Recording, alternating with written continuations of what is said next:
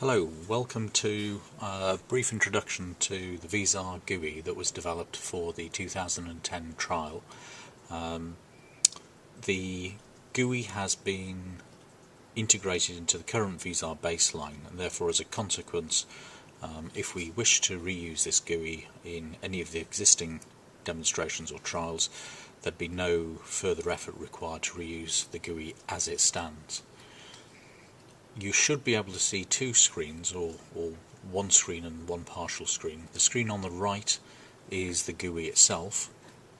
I'm moving the mouse, so hopefully you'll be able to see which screen I'm pointing to. And the partial screen on the left is the typical sort of VSAR 3D world. As you will see, the GUI comprises of various sections. First section is the camera list. This is a list of cameras that exist that are configured in the model, and you'll notice that they're actually grouped by location. So we have certain cameras grouped as part of car park A, and other cameras grouped as, say, part of lakes and rear car park, etc. We'll go into the functionality of the Explorer type tree view later on. If you look at the main screen, at the moment we are selecting camera 13, and you will see some basic controls that are available to us through the GUI. So we have the ability to switch on a billboard. So if I click on show billboard, you will notice on this screen that the billboard has just appeared above camera 13.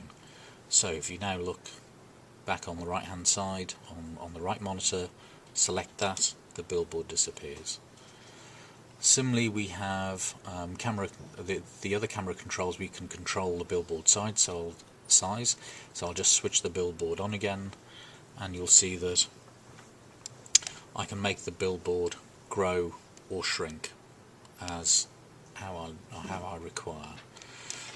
Similarly, I'll just switch the billboard off so you can see. Similarly, I can change the frustum size,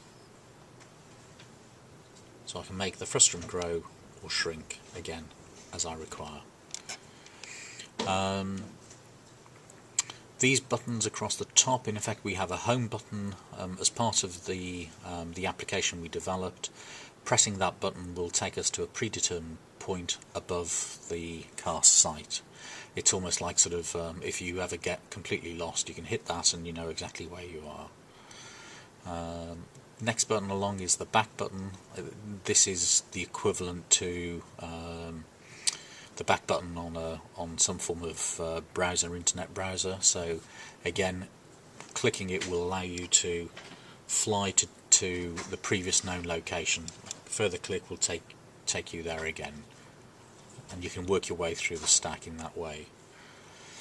The FPS is the first person view. If I click that, you'll notice that we'll actually fly down through camera 13's viewpoint, which is the camera that we've got selected, and on this monitor hopefully you can see that we're actually looking at the video that's coming through from that camera.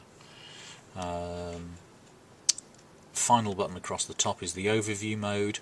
Selecting that will take us to an overview position for that camera 13. So it's giving you an elevated view of what the camera can see, or rather the model around that camera.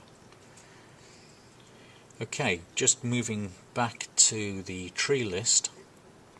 In effect we are able to select individual cameras by clicking anywhere on the appropriate tree list, and you'll notice that way we have control over the specific camera properties that are available, like the billboard showing, etc. We have an equivalent capability, but if you click on one of the group areas, you have the ability to control all the cameras within that group. So for instance, if we go back to the visitor car park, I can choose what I'm going to do is I'm just going to rotate the model so that you can have a better view of the cameras associated with the visitor car park. And what I'm going to do is I'm going to turn the billboards on for all of them.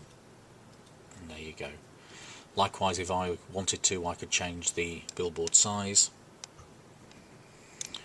and change frustum sizes appropriately. So in effect you have group area control or individual camera control. And I think that's it. Thank you very much.